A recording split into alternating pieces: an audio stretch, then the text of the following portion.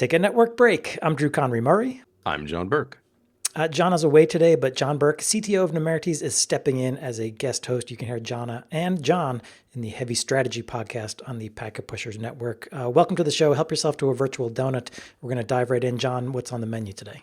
Oh, I hope it's a virtual jelly donut. We are going to be covering critical CVEs for wavelength routers in the red alert section, and then get into further security woes for Fortinet. The CISA making a stink about insecure vendor products, Microsoft and Google rolling AI features into their productivity suites, whether we want them or not, and the FBI remotely removing malware from victims' devices, and more. Just a little business before we dive in. We're sponsored today by Itential. As your network automation practice evolves, so should your tools. Don't manage your collections of Ansible playbooks and Python scripts artisanally. Move up to Itential and load your automations onto a scalable platform that your whole team can use. Visit itential.com to find out more. That's itential.com. And stick around after the news. We have a sponsored Tech Bytes conversation. We talk with Palo Alto Networks about how they're incorporating application acceleration capabilities into Prisma SD-WAN and Prisma SASE to deliver SaaS and cloud apps with the highest level of performance without relying on traditional WAN-op techniques. John, let's get into the red alerts. We got a big one. Yeah, it's a great one. Popular wavelength Wi-Fi routers are a total security Swiss cheese mess, apparently. At least one model. Of the 1,250 plus CVEs that posted in the last week, 91 scored a 9.5 or better, and 10 hit the perfect 10. Of the crop, the most important ones may well be a cluster of 8 of those perfect 10s, all of which concerned the wavelength AC3000 Wi-Fi router. Wow. These were published on January 14th. I know, ouch, right? Well, there's a whole lot of numbers involved. You can look at the webpage for the full list of numbers, but the first one was 2024-34166. The CVEs document a series of ways in which remote attackers using HTTP requests can exploit command injection vulnerabilities and or buffer overflows and or stack vulnerabilities to execute arbitrary commands in the environment on the boxes or gain root access to them. They can also remotely trigger firmware updates arbitrarily. The good folks at Cisco Talos, who found all these, rate the chance of active compromise in the wild within the next month pretty low, but this has been a very popular Wi-Fi router in the past, and anyone with this gear deployed in their environments should be hitting Wavelength's website to look for patches.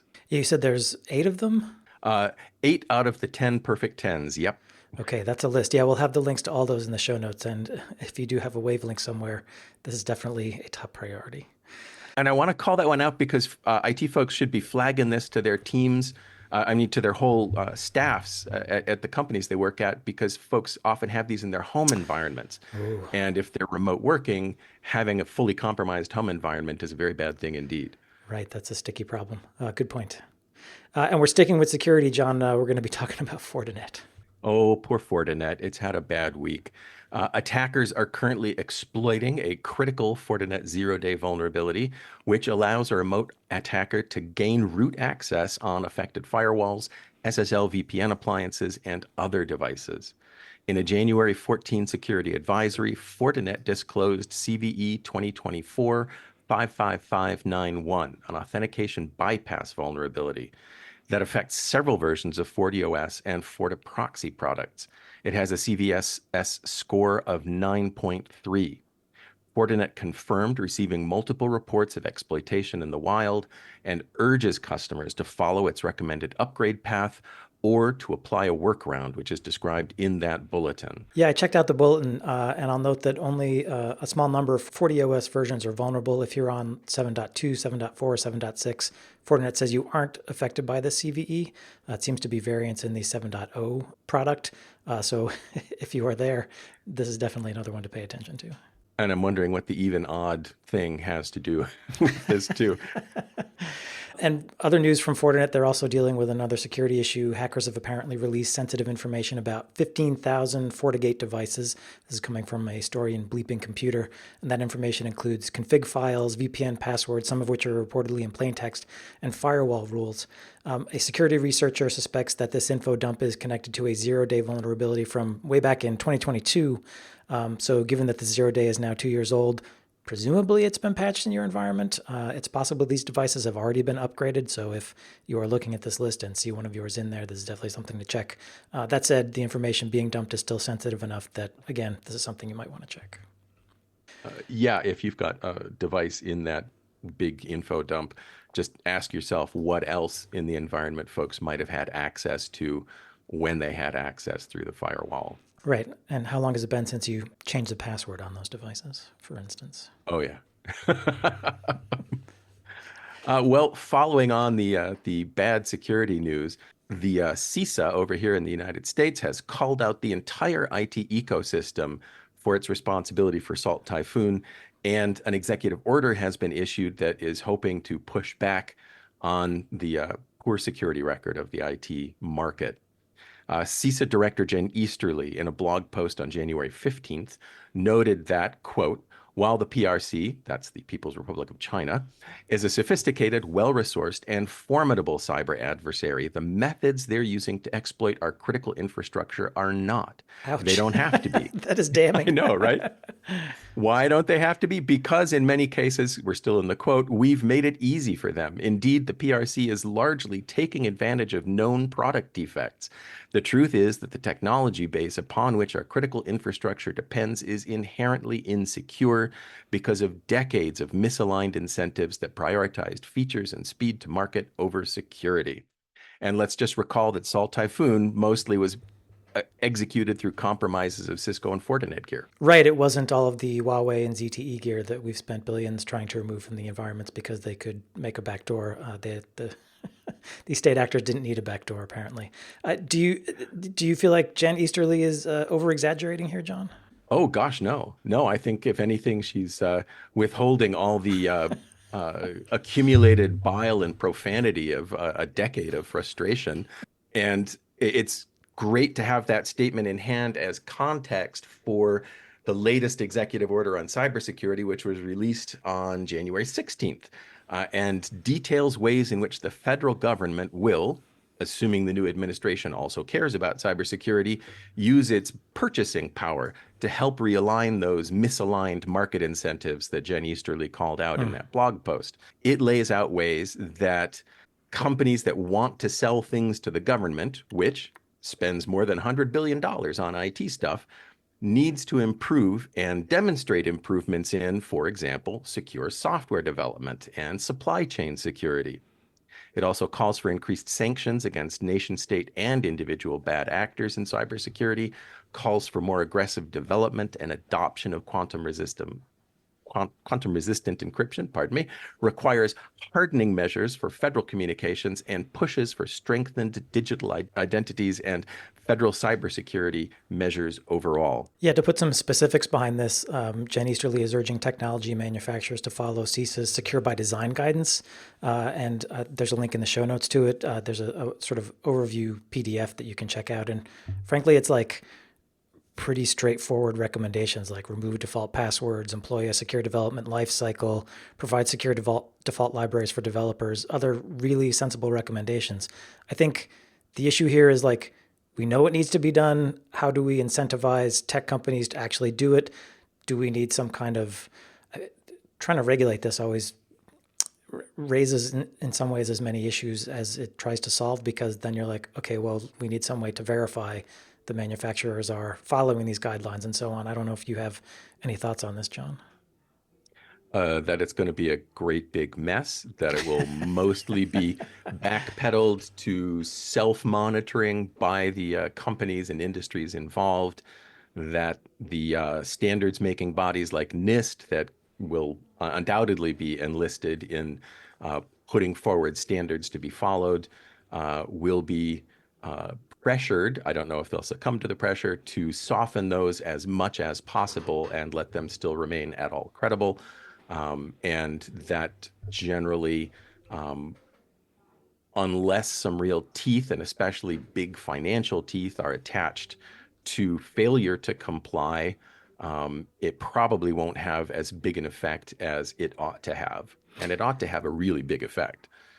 Yeah, for sure. And obviously the federal government does have some pretty significant buying power, but they aren't the only actor in the market. And being a federal agency, a federal government, they are open to lobbying and politicking and so on. So I'm glad to see Jen Easterly saying these kinds of things. I'm glad to see an executive order going out. But I guess like you, I feel a little bit like there's something else that needs to happen. The government can't do all this itself. I don't know if that means opening up technology manufacturers to lawsuits, that kind of thing. I don't if that would have any effect or.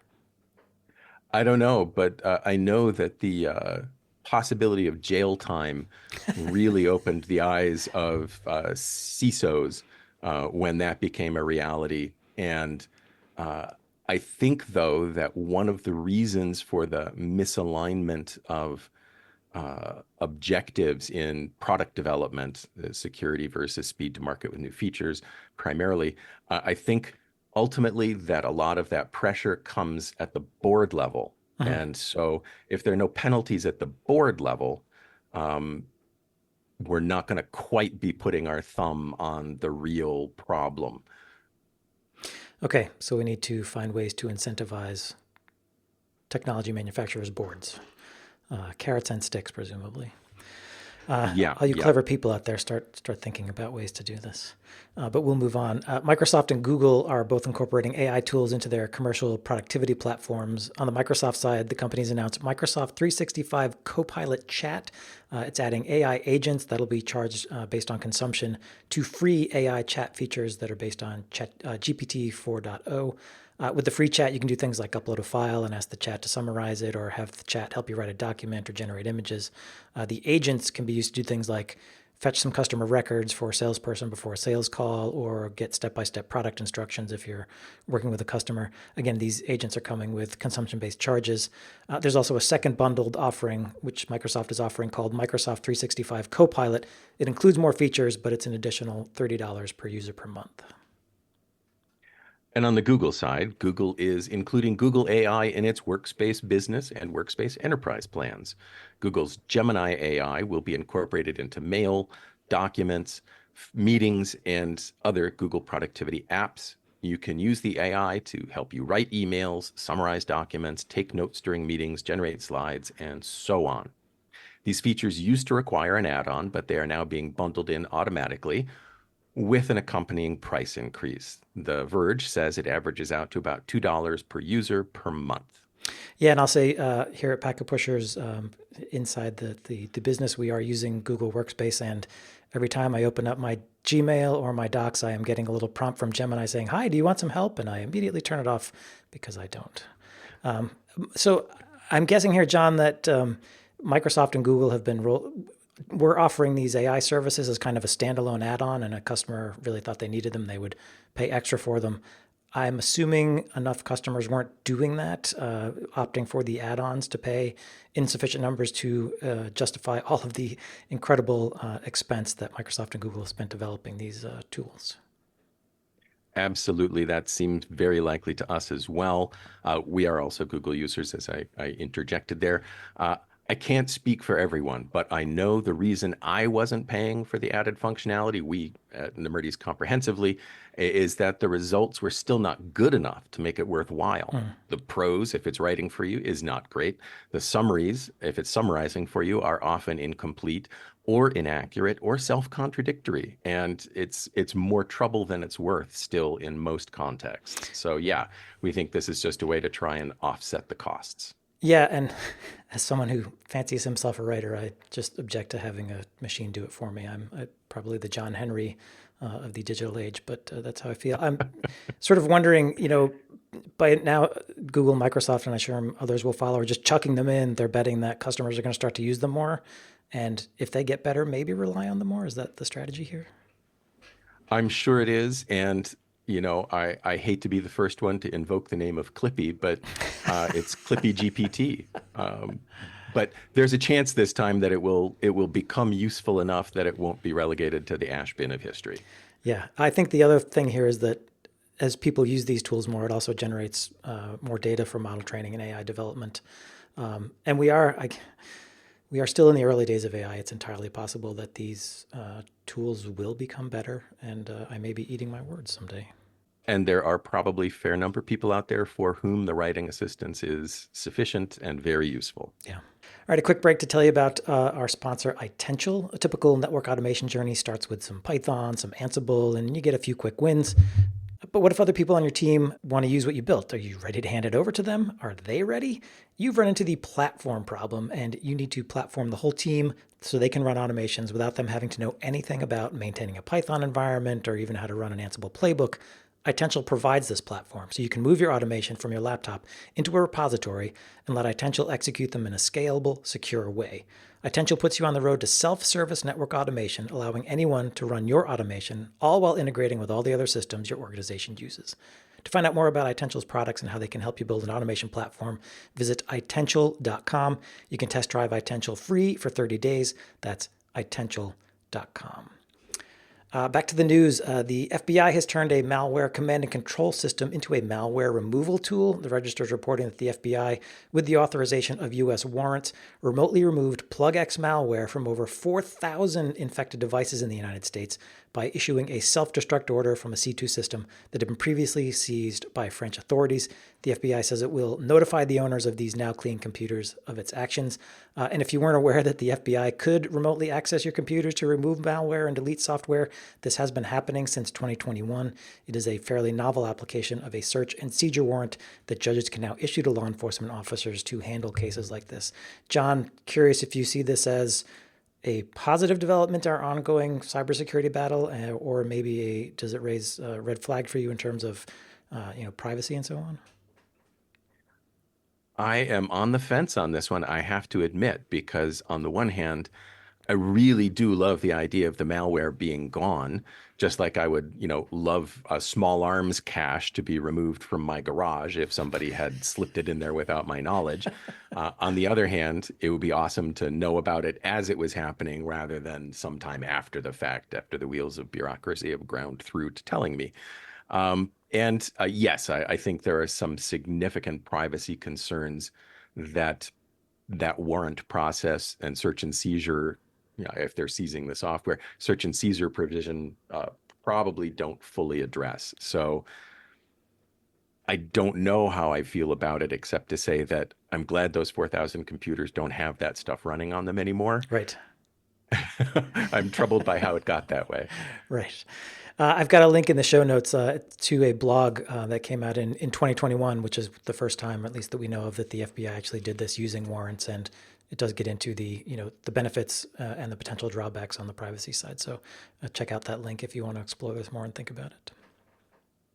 Of course, once the federal government's executive order has forced operating system vendors to make their operating platforms secure enough that this can't happen so much anymore, maybe this will all be moot.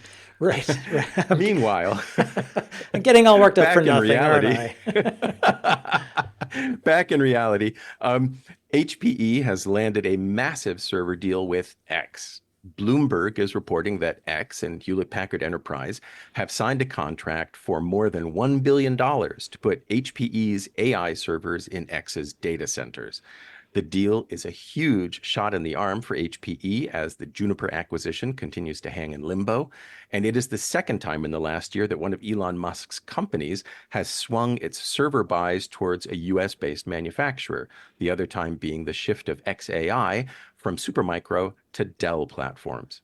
It was a good year for HPE's server division overall. They reported in Q4 a 32% year-over-year growth in server revenue and a 16% sequential growth specifically in AI server revenue.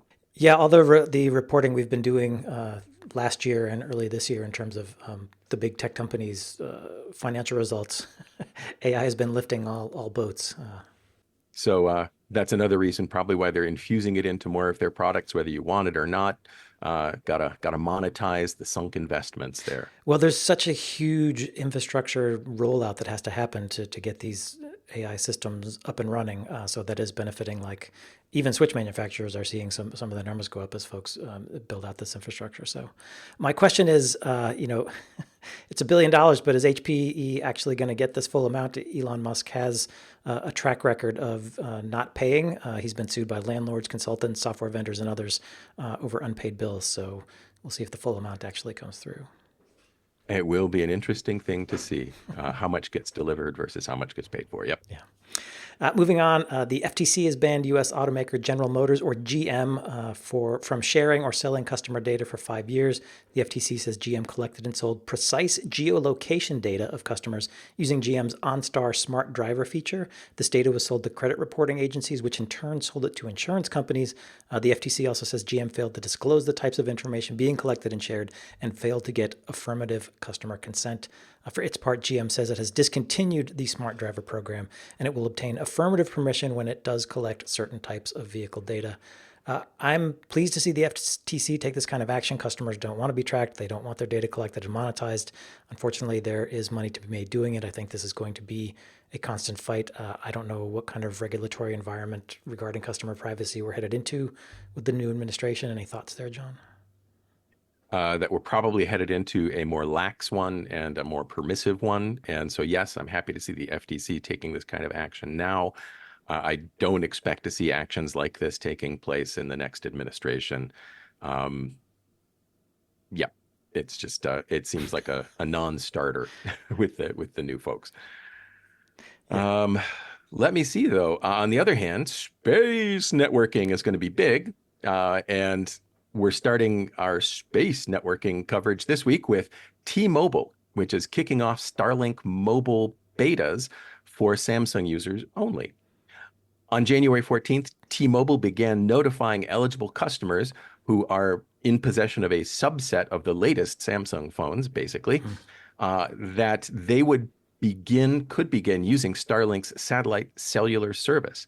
That service is still texts only, so no voice, no video, no pictures, but it can provide messaging connectivity when the phone cannot reach any cell towers.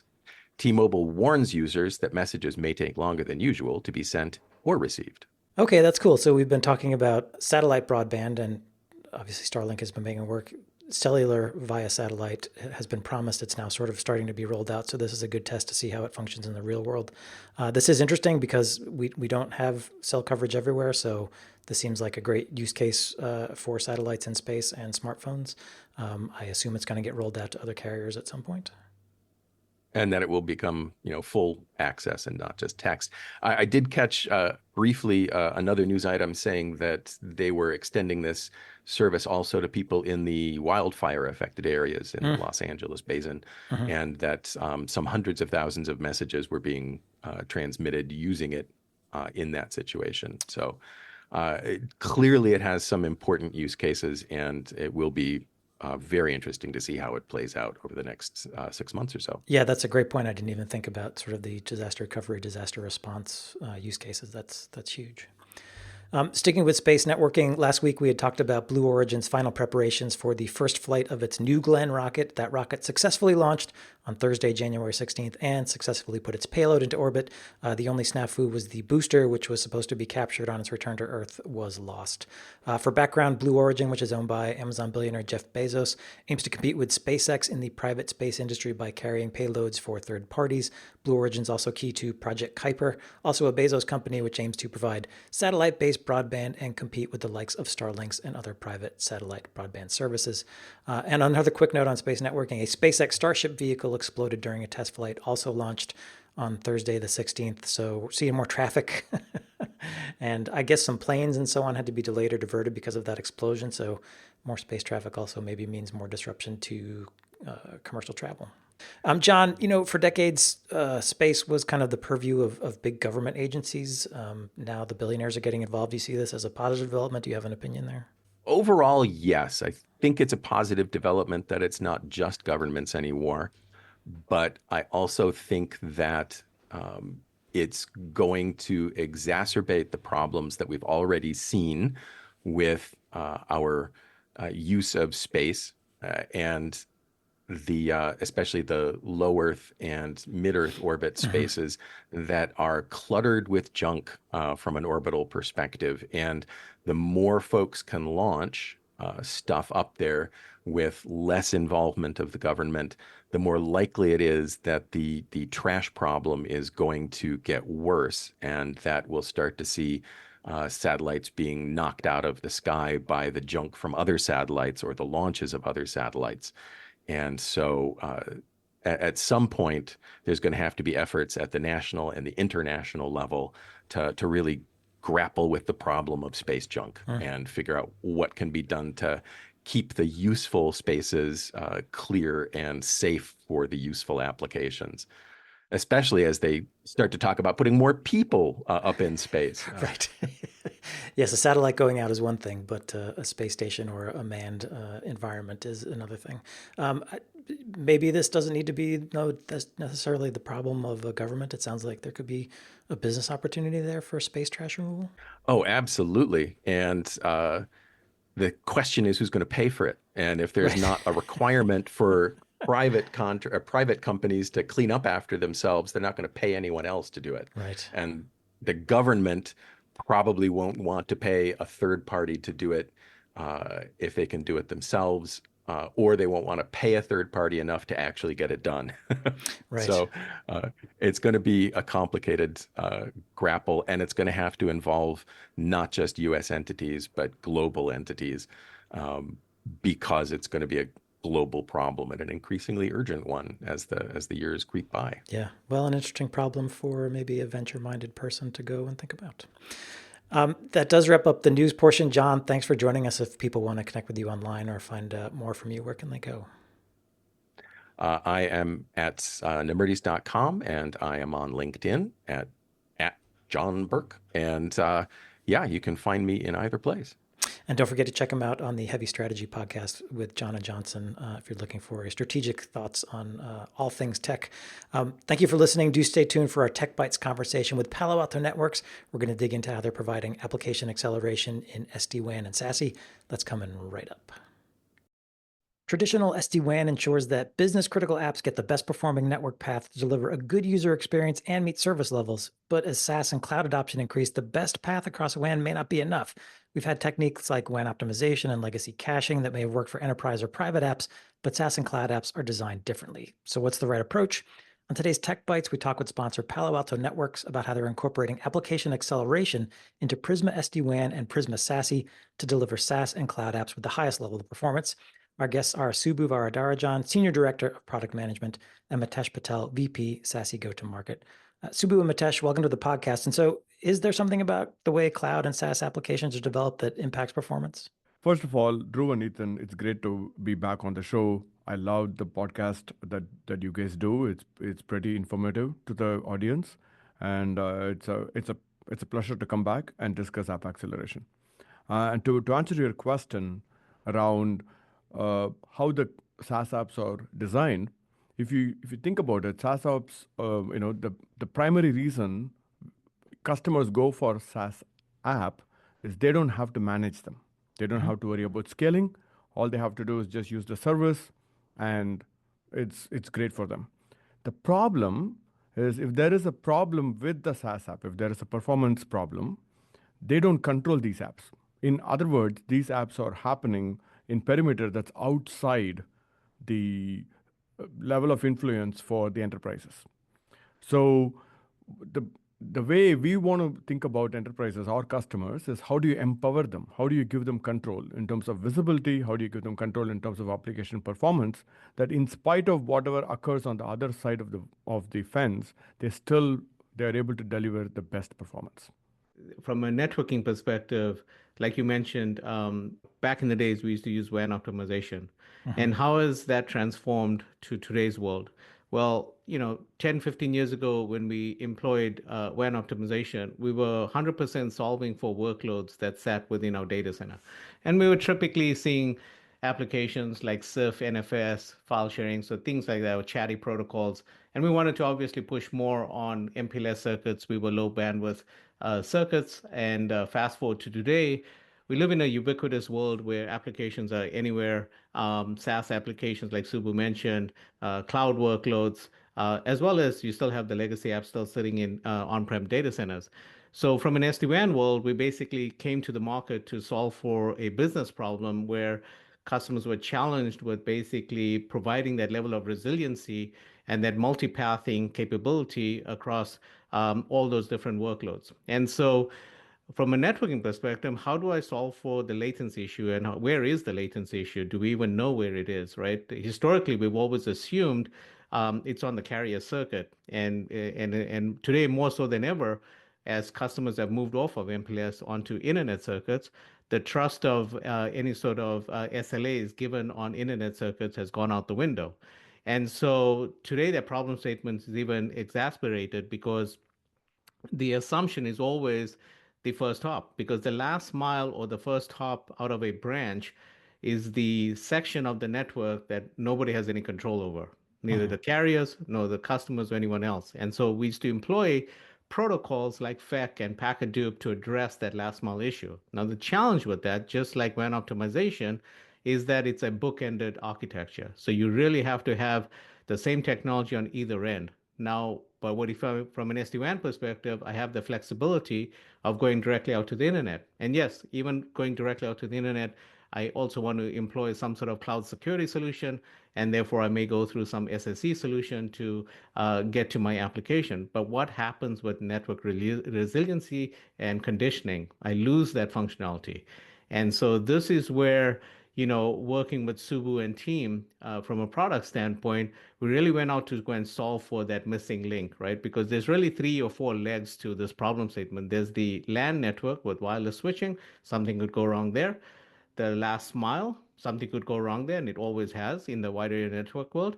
The middle mile, which is today, it could be a carrier network. Some customers use companies like Equinix and Megaport, and others use SSE solutions. So there's that middle mile.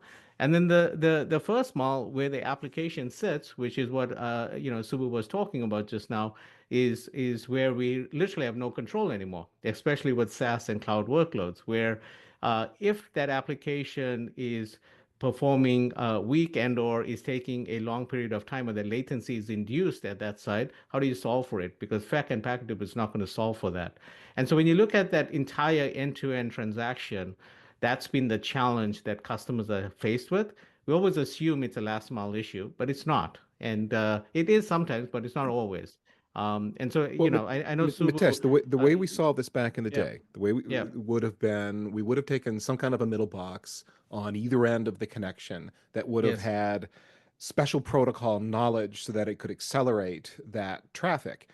You mentioned CIFS, SMB, FTP, a variety of things that we might have pushed through that and gotten big benefits out of that. But the magic was we had a box on either end that could effectively encode and decode so that we could get that acceleration. It had the protocol magic. It really knew what it was doing.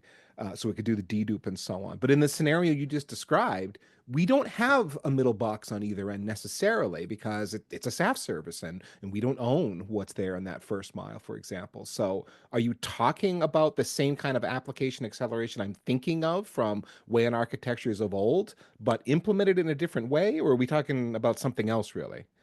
Exactly right, right? So it's a combination of a couple of things. Back in the days, we used to do TCP optimization, we used to do compression, we used to do caching. Like those were the 3 techniques that majority of vendors used, right? Or some version of that. And yeah, and I throw tokenization in there when you Yes. really got fancy. Yeah. Yeah. So that's kind of exactly the problem statement we're solving for, because like I said, there's certain workloads now that customers will deploy using SD-WAN that those techniques don't no longer work. And so I really wanted to, kind of dive into that and see how Palo Alto is solving for that. And I know Subbu was going to go into a bit more detail on how we solve for that. Certainly, Mitesh. And I would say the thing that kind of stood out based on how you guys were characterizing the problem is, Mitesh, to your point, it's important we understand where the latency is, like, or how the latency is distributed. And for me, the North Star has always been you only optimize what you measure. So what we did, even before we jumped into optimizing the problem, end-to-end problem, we actually took the popular SaaS applications that are being used by our customers across the belt, and then we basically maniacally measured how the latency is distributed across the cut. The first mile, where is defined as where the applications are running and when they are handing it off to us, right? We define that as the first mile. Then you have the middle mile. It could be the SASE mile. It could be the ISPs. It could be all the things in the middle that actually carries the packet forward. And then you have the last mile where you are handing it off to client device, and most of the times here you are dealing with packet loss, packet corruption, jitter, and all those issues. And I always want to, this is where we should actually be thankful that the technology leaders that came before us helped us solve problems that are kind of universal in the networking layer. They figured out that you can do like congestion avoidance by figuring out the path that is optimal for latency or throughput. They also helped us with FEC and like a lot of interesting techniques that would combat latency in the networking layer. The problem that was happening now, and I always say this is why you only optimize what you measure, the problem space has shifted now. The latency, when we did our research, it was clear that like 90% of the latency was occurring inside these applications. A good example could be if you have dealt with ChatGPT or if you dealt with any of the newer, heavier applications today, whether it's Salesforce, Workday, all these are ServiceNow, fantastic applications, but they are dealing with large data in the backend. And that means that these applications they are forced to do heavy computation. And that's the bottleneck, right? What it means is, imagine you are ordering something in a restaurant. It's a fancy restaurant. You walk in, you are super hungry. You're ordering something from the chef, and the chef takes like 2 hours to make it. It's a fantastic food, but 2 hours, and you are already starving, right? Yeah, you can enjoy the nuances of the food, but at this point you're turned into an animal, right? So the problem is when there is latency, it compromises experience. And while the developers are doing a lot of optimization, there is a fundamental thing that prevents them, which is computation. And if you're in a reactive world, you can't get ahead of the problem, right? So that's what we tried to tackle in the application acceleration space. What we did was we brought context to the table. We understood, is this person interacting with bandwidth heavy application, or are they interacting with latency sensitive application? Based on that, what you optimize for and how you optimize for can change. As compared to having just a hammer and a nail approach, we now try to bring some nuance to the table. We try to understand what is contributing to the latency and what we can do to combat it.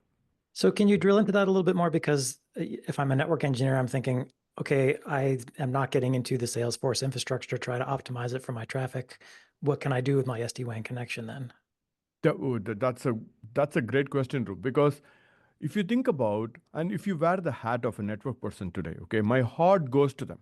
If there is a problem, people just go and automatically assume it's a network problem because that's been wired. That has been the problem in the past. And this is what I call availability bias. Because of that, they understand last time this person magically fixed my problem by putting an access point or by increasing my bandwidth. Let me go and complain to the IT person so that they fix the problem for me. So IT person has always been like the hero who can combat all these issues for them. But now the problem space has shifted to, in your example, Salesforce, right? But they still come to the IT person hoping they can solve the problem for them. So the approach we took in Palo Alto was, how do we bring that control back to the enterprises, to the enterprise IT force? And the way we did that was we deployed bots. So every application will have a bot engine, Drew. And the way the bot engine is designed is it literally understands what features are heavily leveraged by your workforce in your enterprise for for all these applications, right? And then it understands how frequently your workforce is accessing what feature set. So then the bots start to create what I call a heat map of if you can chart something between latency, or the response time for APIs, to the most leveraged features.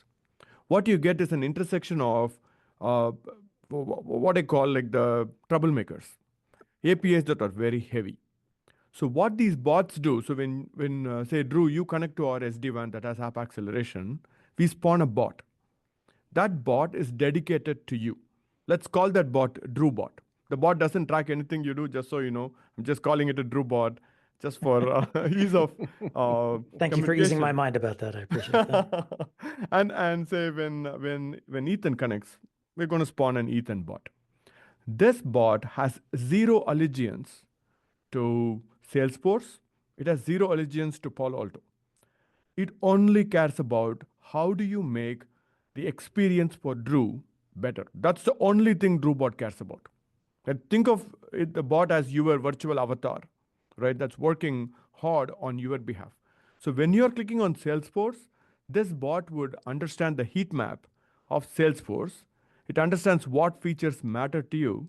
And then it is looking ahead to say, Drew's most likely going to click on this dashboard. So in spite of just going and clicking on it ahead of time, we are waiting to confirm is your user journey going towards the dashboard. If that is the case, the bot would prepare the content even before Drew, the real user, the master, clicks on it. So your bot has prepared the content. So if it's SASE, then we have even cleansed the content with our security stack. And the content is ready for instant delivery. So you're almost essentially prefetching sort of the most popular parts of a SaaS application for end users? I mean, that's how we started, by the way. So you should really be joining startups with us, Drew. And then we learned with our customers. We understood that we don't want to just go and prefetch them based on popularity. We want to do them contextually. Because then I would understand that, hey, this person is most likely his journey is unfolding, that he's going for the report section of Salesforce. Whereas this journey is unfolding towards the dashboard. This person's journey is going for opportunities, and the bot understands it. So it contextually prepares it. Is this context user-based or more organizationally based? It's app-based. App-based, okay. So app-based, and then we contextualize that for this user. Remember, Drew bot only cares about Drew, right? So what it understands is, hey, this is how you are interacting with the application. So contextually, it understands your user journey and then maps that against the application behavior. So this is why we call this Ruby, which stands for Real User Behavioral Intelligence. So based on that, we are now the bot is able to understand what is relevant, and then it pre-prepares. I like to call it compute the future, click quote unquote. So we just call it compute the future, which basically is the only way to break this, I would say, dependency, right? Because applications are getting heavier. And if you're going to be reactive, which all the applications are reactive today, then you have to pay what I call the latency tax when the application is busy doing the computation. So how do you help app makers who are pouring all their brilliance and resources to boost app experience? If I can take that latency away by pre-computation, now imagine you get all that amazing feature without delivery. In other words, when you walk into the restaurant hungry, you get your best chef's food instantly. So these bots, are they being spun up sort of inside, say, an SD-WAN gateway or at the edge of a SaaS application? Where do they live, essentially? Yeah, so the way we have designed it is we want to optimize SaaS applications for SD-WAN.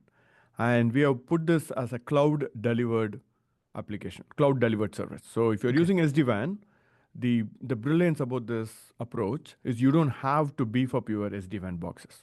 We understand our customers have invested on all these SD-WAN boxes, but we want to deliver more and more value on those boxes without having to change the form factor.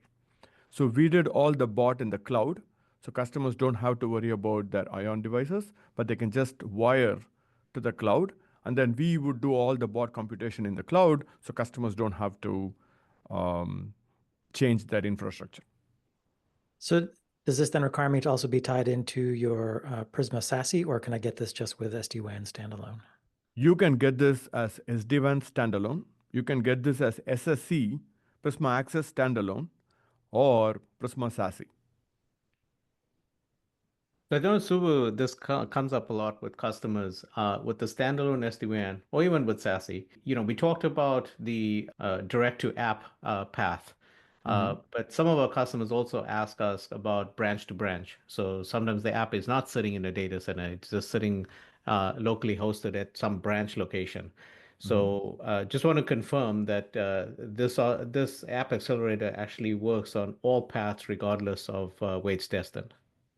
Yeah, that's actually a very good question, Mitesh. So the way we want to really think about the app acceleration is wherever you are running your applications. We want that to go through the app accelerator. That way, you can actually boost for latency. Now, there is a second leg to it, which is boosting throughput. So in the ion to ion routing, Mitesh, I think that's an excellent point. Imagine if you have one ion device that's connecting to multiple apps and that's getting overchoked. Now our bots would understand where the choking point is occurring inside the customer's network. And it's going to actually inform us and our customers that, hey, these are all the congestion points that are distributed in your universe. And we will also say what users are using what applications and where the latency is getting pegged. So short answer is yes, Mitesh, we want to app acceleration to help all of them. And as customers want, and as we get smarter with what kind of problems our customers are facing, and as we get inputs from people who have field intelligence like you, I believe we're going to work together with the customers to make this better. Okay, so there's a lot going on here. How do I, as a customer, am I getting reporting on this as a customer to see that these bots and all of this capability is performing as I'm hoping or intending? Yeah, that's I would say is the most important thing. The way we want to actually help customers is we want to give them real-time insight into how users are distributed, what kind of problems your workforce is facing, and what kind of applications are consumed by different work population, subpopulation.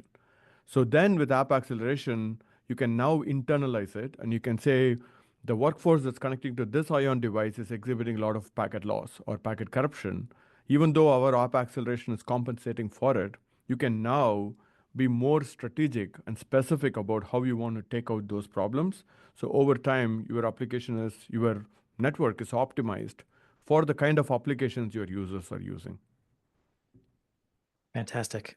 If folks are looking for more details about all of this, you can go to paloaltonetworks.com/SASE/app-acceleration. That's paloaltonetworks.com/SASE/app-acceleration.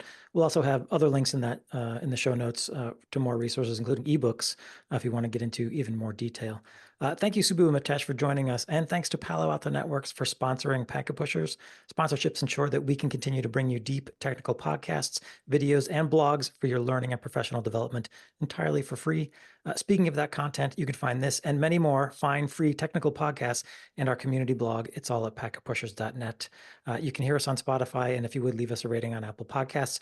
Last but not least, remember that too much networking would never be enough.